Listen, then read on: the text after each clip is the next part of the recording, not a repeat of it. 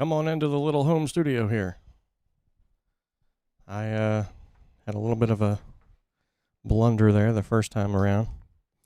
We're going to start from this side of the room and we'll work our way around. So this is the closet of shame. This is an area of the room that honestly, in my opinion, looks pretty ugly right now. I'm working on trying to get it fixed up. But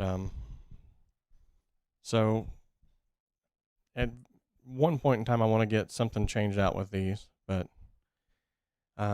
basically this just hides all kinds of junk. That's what this is for. So if you open up this standard closet here, what I've got going on here is literally just a bunch of junk. Let me make sure that this chat can be seen here. Okay, so up here in the very top shelf, we've got basically a bunch of boxes that I was given from products that I was sent to do reviews on. So we've got pedal boxes and camera boxes, and right here are the headphones that were given away for the Plappers memberships.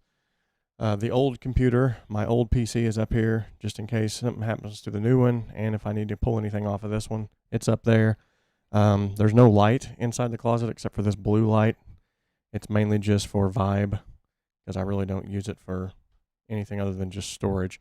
And over here we have a Yamaha keyboard. I don't know if you can see that. There you go. My cameraman's working on it. He's the most handsome cameraman I've ever seen, by the way. And so this Yamaha keyboard, it's not in the greatest of shape, but it works and it sounds absolutely amazing. Here's a couple of, this is a Manoa microphone boom arm with a microphone that came with it. They sent me that for review.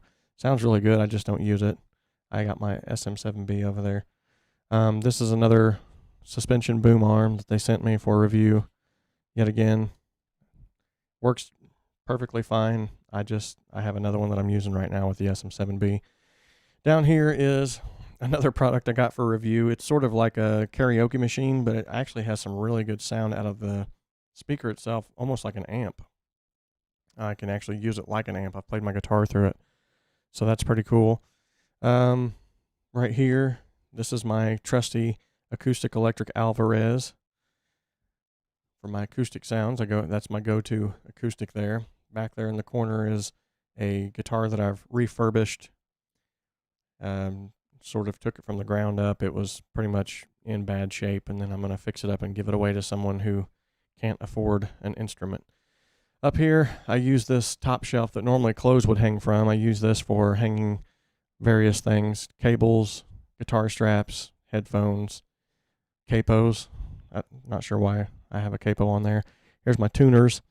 My Rode NT1A is kind of set up and ready to go. That's usually or at least here lately, it's been sort of my go-to vocal mic.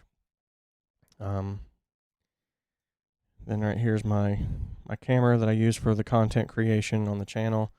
A couple of stands, a little bit of a lighting setup. Here's my overhead light that I use in the live streams. Here's a blue light that I've been using here recently to just shine against the back wall to give it some kind of a vibey look. Really, that's about it in this closet. Right here, this little container, that's got everything in there for fixing up instruments, for setting up guitars or anything you can think of. Each one of these bins contains different things as well. This bin is all microphones and microphone parts. This bin is all electronics that has to deal with power, like power supplies, connector cables. This one right here is just all extra camera stuff, and this one right here is more junk, basically. So nothing too fancy here. And really, I try to leave this closed most of the time because it's just an eyesore. Moving on over here, we have a Johnson Marquee amp. And sitting on top of it here is my pedal board. Everything on this pedal board was, except for these 3 pedals, was given to me for review. So this entire pedal board was built off of the backs of individuals who sent me pedals to review, mainly the Donner Company and Ghostfire pedal boards. I did buy the Behringer Expression pedal. I did buy the Pure Sky Overdrive because I heard a lot of good about it. It sounds great. And then I bought this Trio from a local guitar shop. This thing is absolutely amazing. I did a video not too long ago called I Fired the Bass Player, where I actually used this in a song alongside of Cakewalk to lay down a bass track, which was pretty cool. Down here, this is my newest addition to the pedal board and guitar rig type stuff. This is my Boss ME80. I'm going to be doing a review on this pretty soon. This thing is absolutely amazing. And those are my Pac-Man socks. I love funky socks. I've got a whole closet full of funky socks. In fact, one of the most commented on things in my pedal board reviews or any pedal reviews that I've done is on my socks. I'm starting to save all of them, taking little screenshots and saving all of the different comments that I've got about my socks. And then I'm going to make a video where when I review this, every time they see my foot on the pedal board, I'm going to change out to a different pair of socks so I can get all of my funky socks in the same video. And then I'm going to watch the comment section blow up with, dude, what's going on? So moving on over here to this corner. And in this corner, we've got, so here's a softbox. This is the one that I use up against my desk for content creation for the videos that you see live. This over here in the corner, this was sent to me as well for review, and I've always just kind of stuck it in the corner and used it. It's just a really cool kind of accentuation light. This is that light that you see in the background when I'm doing my live videos. It's a purple light. You can change it to any color. Of course, my channel colors are mainly purple, so that's why I've done that. And then let's move on to the wall of guitars. So over here on this wall right here, we have my trusty Ibanez 4-string bass guitar. It has P-bass style pickups. They are not active pickups, they're just normal. But it's got this blend knob, which is super cool, so you can blend some from the bridge and some from the middle position. Get a really good bass sound from that. This here was a gift and was given to me. Very, very cool. Okay, this here is my baby. I had always wanted a Telecaster thin line guitar, and when I heard a couple of shootouts online of individuals playing the classic vibe Telecaster thin line, when I realized that sounds that good and it's only a Squier, I really had to get one. And so for 5 years I was on the lookout for one of these things at a good price. I just happened to get a windfall. There was an individual who I've mixed for who wanted me to do an entire EP for him, a rap EP, a Christian artist based out of Canada. And so he paid me up front, which is what I usually ask for.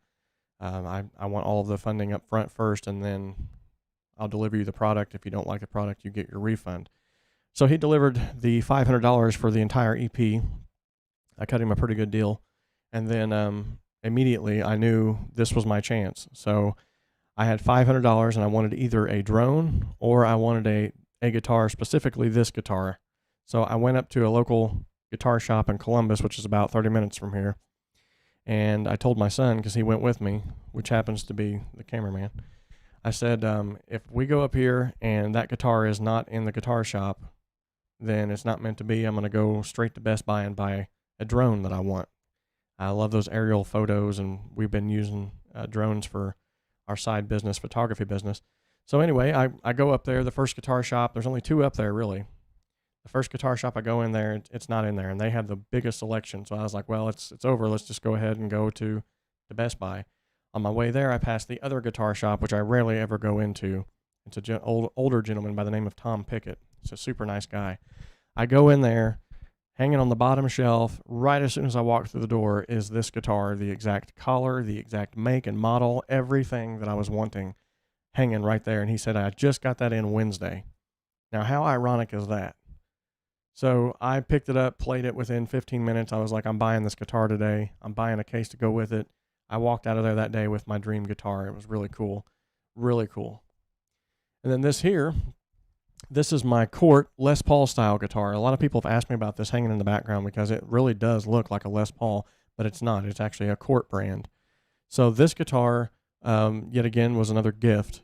And maybe sometime here in the near future, I'll go into how these guitars are gifted, because a lot of people, when I say that, they're like, what do you mean? We'll talk about it later. As of right now, though, this is, it had stock pickups in it, which didn't sound the greatest, so I swapped it out for Warman pickups. If you've watched any of the gear reviews on my channel, you'll know that I love Warman pickups. They're based out of the UK. I'm actually getting ready to get some of their pickups shipped to me now. He's got 3 sets of pickups coming, which I'm going to swap these Squire pickups out with some of those. But these Warman pickups, these are called Tennessee Revivals, and when I replaced the stock pickups that was in this guitar with those, it just brought it to life. It sounds absolutely amazing. And of course, on all of these guitars, excluding the bass, every one of my guitars is fitted with Elixir strings. No other strings do I use. Those things are absolutely amazing. This here is a Fender made in Mexico Strat. It is an exact replica of my Fender American Standard that got stolen from our church probably 8 to 10 years ago. It's been a while back now. It got stolen from our church. I wrote Fender and I said, hey, is there any way that you guys can help me find this guitar or give me a drastically reduced price on it? Help a brother out. They never responded except for with an email, kind of like a vague email that basically said, thank you for supporting our products. And, you know, I think they gave me maybe a 10% discount code or something. It was some ridiculous, which I didn't expect them to just give me a guitar. I'm sure they probably get that all the time, but hey, you never know. So I posted on social media, was kind of crying on my shoulder, was saying, oh no, my guitar got stolen years ago. A buddy of mine who goes to church in Greensburg, Indiana, an excellent bass player, excellent musician, probably one of the best bass players in this area that I know. His name is Daniel Massey. He got in touch with me. He said, hey, I want to meet you at Starbucks. We met up at Starbucks. This was totally random out of nowhere. I was like, okay, cool. We'll talk music. We sat down. He brought in a guitar case with him. I'm like, what's that all about? Well, he opens it up and here's this guitar, which is, like I said, an exact replica. He said, dude, when you posted that video on social media about your missing guitar that got stolen, he said, I turned around and hanging on my wall now for 3 years untouched has been this very guitar. He said, I think it was just kind of waiting on you. So I got my guitar back. Now, it's not the American Standard version. It's the made in Mexico, but I don't care. It sounds absolutely amazing. It's beautiful. As of right now, it's like a toss-up between this one and this one as far as which one I play the most. I normally default to this one just because it feels so right. But maybe when I swap the pickups out in this one, that'll be a different story. I don't know. So moving on over here to sort of the command station. This is my desk. It's a homemade desk. I looked online at all kinds of different places, and they're just way too expensive. And so I like to do woodworking. So I said, you know what, I'm going to set out and I'm going to build myself a desk. The first desk that I had here was fine. I had built it myself as well. But I needed something now to upgrade because I was wanting to get some outboard gear. This wasn't even until the beginning of the middle of last year that I actually started implementing outboard gear. Up until that point, I've always been digitally based, straight in the box, nothing out of the box. And then I kind of got the itch and I thought, well, if I'm going to be building a new desk, why don't I just go ahead and build that aspect into it where I can actually put some outboard gear in there and just, if nothing else, try it out. So I did. And this is what it boiled down to. It actually looks pretty cool.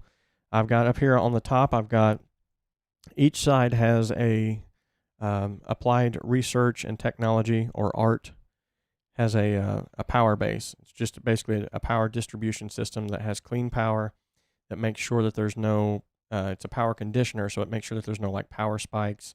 It's also a circuit breaker. So if this studio was to get hit by lightning or something, this would actually hit the brunt of it first before it would go into the analog gear and destroy it. And then as far as the outboard gear, because I really wasn't sure if I was going to be going this route or not, and I'm still not completely sure, I decided that I was just going to go ahead and just get some cheaper, affordable options and go from there, kind of get used to it, get my feet wet with it. So the first thing that I bought was this DBX 286S. This is a mic preamp and processor. I use this all the time. You hear this every time I'm doing a live show, a podcast.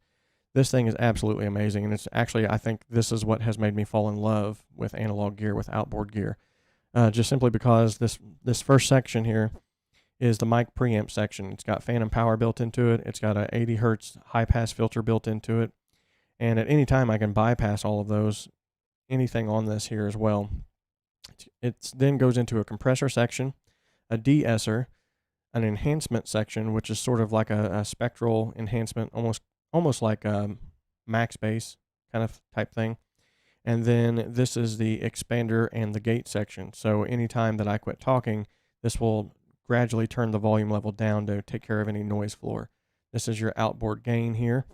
And then moving down, so this is first in the chain, then it goes into the dual flex 2. This one is a spectral enhancer, much like this section, but this one is dedicated to that's all that it does. And man, this thing can make some stuff sound really good, especially bass guitar, acoustic guitar, can really enhance some things. You can take the low end and the high end and just add some harmonics to it that normally would not be there. It's just beautiful. It also has a high pass and low pass filters. And then you can also take this in and out of the chain as well if you want to bypass it. Moving on down from that, we have the Virtualizer 3D. These two here are by Behringer, by the way. This is DBX. These two are by Behringer. Behringer is very affordable, and so that's why I wanted to start with this. But this has like over 30 multi-engine effects. To be honest, I've only used a handful of them. I mainly use, like all the time, you'll hear on the stream, I'm using the dynamics section of this, where I'm basically just using as a noise suppressor. Not that I really have any from the expansion here, but just to make sure that any digital noise is completely taken care of, I have that in the chain. Moving on over here, we have, this was a cheap, like literally like $35 DigiDesign Inbox 2 Mini.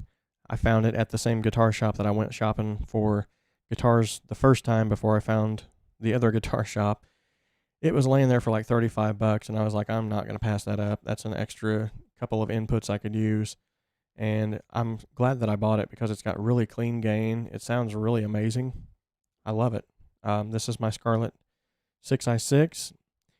2 headphone outputs is the main reason why I bought this. And if any of you have ever heard me talk about my streaming and how I do my streaming, how I get my audio over the stream, you'll know that the second headphone output is not even for headphones at all. It actually goes to the back of the computer, and that allows me to route into the computer exactly what I'm hearing in my headphones. So, and then here's my light up keyboard that I've wanted for a long time. You can change the colors to whatever you want, but I just kind of have let it go and do whatever it wants to do.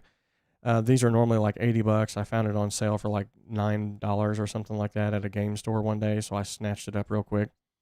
Here's my M Audio BX5As. I have had these now ever since that I've started mixing. I've never changed them. They are, you can see up close here, they have just a single tweeter and then a 5-inch powered speaker here. So these are powered. You'll have to plug them in order to get signal to pass through them. They sound absolutely amazing, but better than that, they sound flat.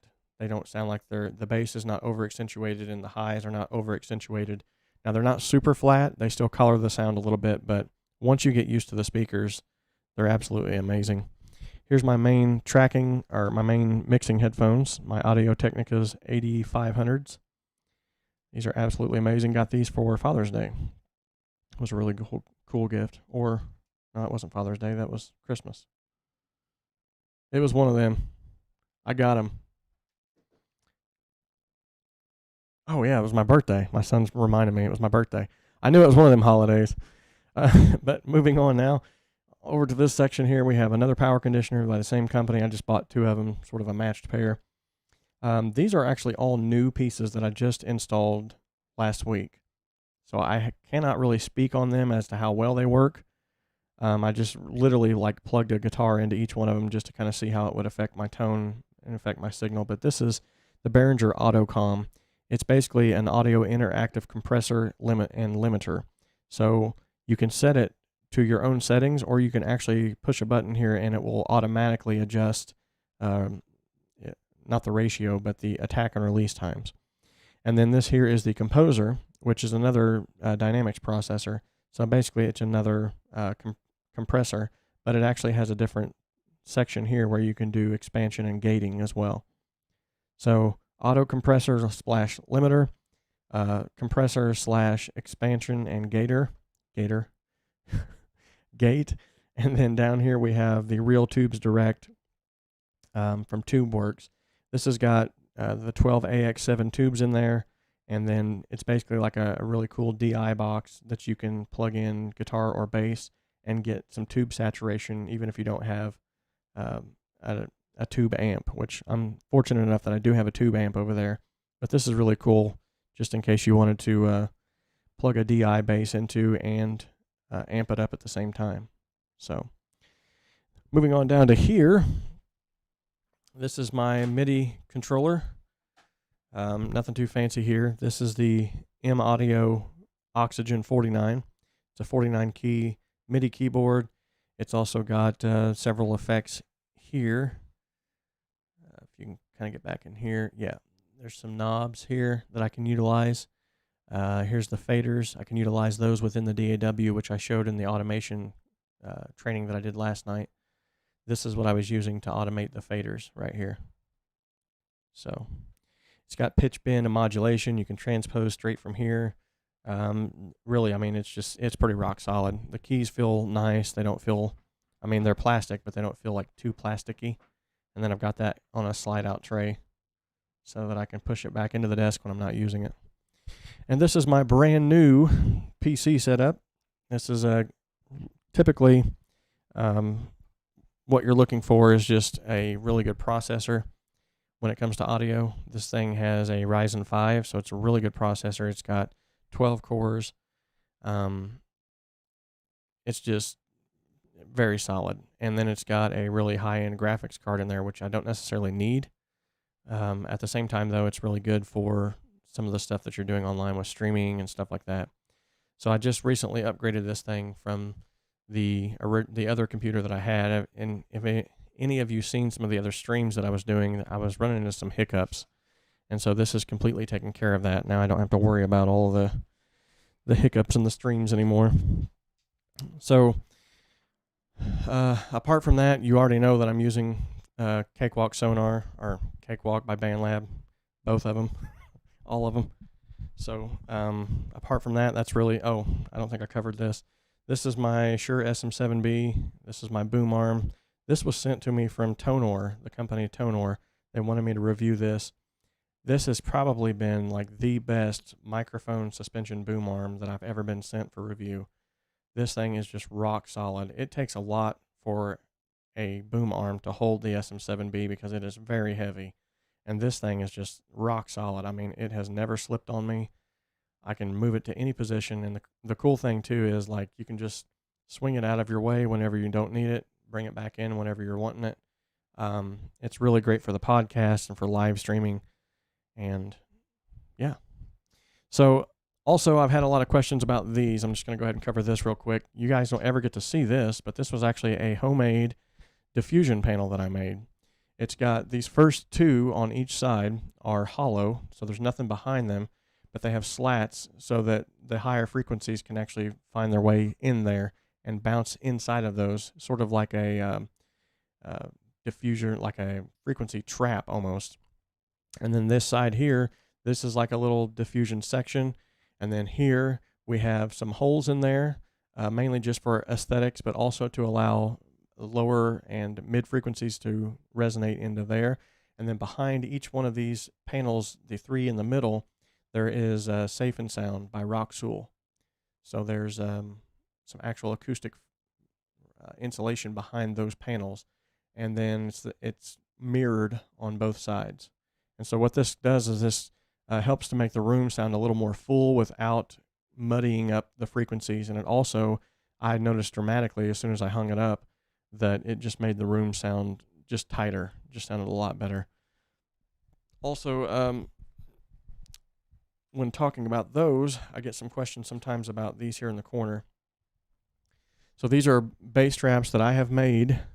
This fabric here is breathable fabric that I got from Walmart, and behind these bass straps is just Roxwool Safe and Sound.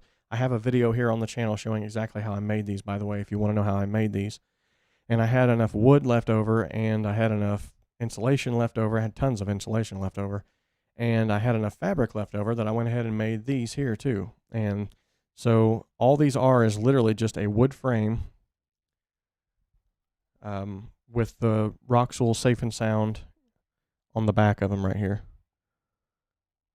So, and then I have these little white things on here so I could hang them any direction if I wanted to hang them like this or hang them like that. But I always just keep them back here like so. By allowing those, by putting those white things on the back of it too, it allows it to stick off the wall just a hair, which is awesome for any kind of acoustic insulation or acoustic foam, because it allows frequencies to fall behind those and then bounce back into them, which helps to control them even more. So I've got one in this corner, one in this corner, and then I've got both of those right there in the mixing position right against the wall here, sort of trying to mitigate anything that might be bouncing off the walls. So, really, I think that is just about it. I mean, as you can see, this is not like a huge setup. This room is probably, if I remember correctly, I think it's a 11 or 12 by 12, 11 by 11. It's not very big at all, with 8-foot ceilings, your typical 8-foot ceilings. So, however, even though it's not a big room, and the gear and the equipment that's being used in here is not incredible, I can still get a lot of work done in here and make some incredible sounding music. So that's the thing that I want you to walk away with. So the last thing that I want to cover before we go ahead and end this is I'm using an SM57 right now. And this is my go-to microphone for the guitar cabinet. This is my SM7B. Okay, so these, if you're going to be doing podcast or broadcast work, or anything that has to do online as far as tutorials or anything like that, the SM7B, I definitely recommend it. It is a little pricey. It's $399. It's a little pricey. But that was a huge investment. I love that microphone. That's up all the time. I use it daily. The SM57 that I'm holding right now, this was free. Had a buddy send me this for Christmas. This is definitely like a go-to standard for guitar amps. And then I wanted to also show you, because I'm sure someone would ask, well, what's your mic locker?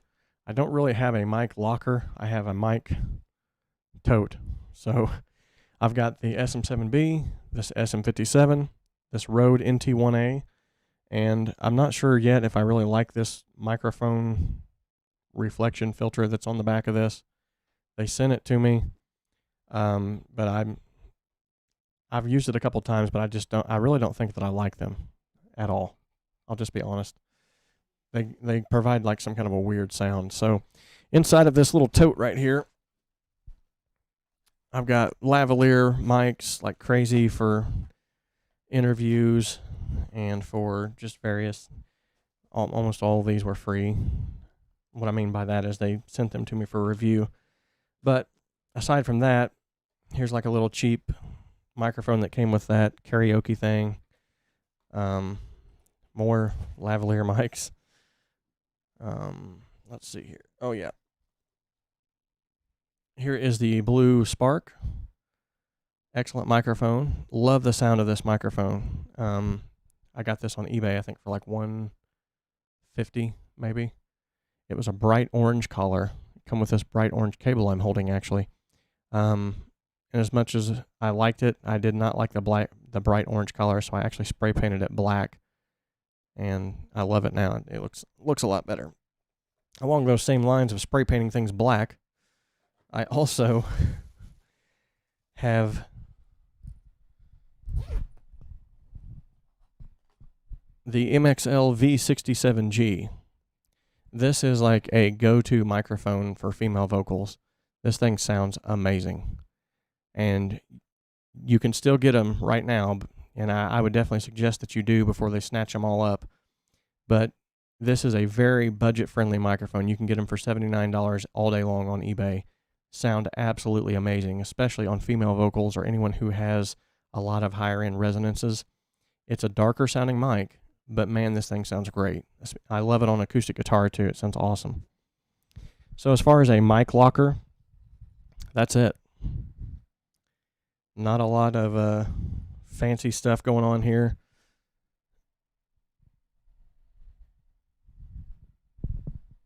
That's really the width, the height, and the breadth of it. Nothing too major here. So I hope that kind of helps you to see that, for one, I'm not one of those guys that's online saying, hey, here's how you can build a home studio, but I don't actually have a home studio. I love those guys who are telling you all day long how to build a home studio and how they work out of their home studio, and then they start pulling out $8,000 Neumann microphones and $5 million worth of outboard rack gear, and they're in like a 45 square foot by 45 square foot room that's professionally treated. And they're like, yeah, my home studio. And I'm like, no, you're in like a studio. You're not in a home studio. So for those of you who have bedrooms, like I'm working out of right now, you can still make great music in a bedroom. So I hope this has been helpful for letting you guys know exactly what you can do. And just the main thing is to just keep creating. You utilize the space that you have, even if it's not the greatest of spaces, because I mean, that's the whole tagline for this channel. I'm here to help you make professional music in a less than professional space. And the only way that I could really do that is if I myself have grown up through the ranks in a less than professional space. And that's exactly what this is. Now, I've done my best to try to make it sound as good as I possibly can. I've worked with everything that I've got to work with. And so that's the key takeaway today. Just work with everything that you have to work with and utilize what you have.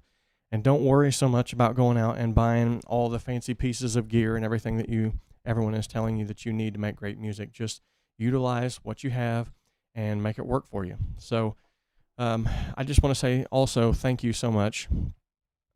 Each one of you are special to me, and I appreciate your patronage. And I'm not saying that. I'm not just saying that. I mean, I don't take it lightly that, especially during the time and the hour in which we're living, that you guys are taking money and giving it to me. It just, I'm at a loss for words. Just thank you guys so much. And even if I know Mark, he kind of apologized the other day when he signed up for his Patreon account. He said, I wish I had more to give. It's only like $1. And I'm like, that's huge to me. Even if you're only $1 a month Patreon member, you're still awesome in my book. Okay. It's because of people like you that is going to help me to light that fire in my belly and say, all right, you need to keep going. You need to keep creating because there's people that's getting value from it. So thank you guys so much. I hope this has been helpful for you. If you have any questions or comments, or you want to share your own home studio, I would love for you to do that. I would love to see, especially here in the Patreon community, I would love to see your guys' setup. Let's share each other's setup. You don't necessarily have to do a video like I've done. That would be cool if you could do like a video walkthrough and we all could share each other's setups. But you don't necessarily have to. If you just want to post some pictures and kind of tell us what you're using, that would be cool. So until next time, guys, remember, this channel exists to simplify the complexities of the home studio and to help you make professional sounding music in a less than professional space. God bless.